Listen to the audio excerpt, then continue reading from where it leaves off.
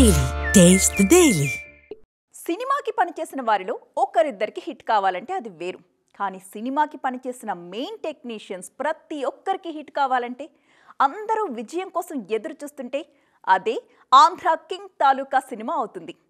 Hero, heroine, director, production house ప్రతి ఒక్కరికి hit కావాలి. ఇక్కడ ఎందుకో చూసేద్దాం. నేను చాలా సినిమాలు చేశాను. ఎమోషనల్గా కనెక్ట్ అయ్యి చేసిన సినిమా ఆంధ్ర కింగ్ తాలూకా అని అన్నారు రామ్ పోతినేని. పర్సనల్గా తనకున్న చాలా ఆలోచనలు ఈ సినిమాలో ఉంటాయని చెప్పారు. ఆంధ్ర కింగ్ తాలూకాలో ఫ్యాన్ బాయ్గా కనిపిస్తారు ఎనర్జెటిక్ స్టార్. రామ్కే కాదు, భాగ్యశ్రీ బోర్సేకి కూడా బంపర్ హిట్ కావాలి.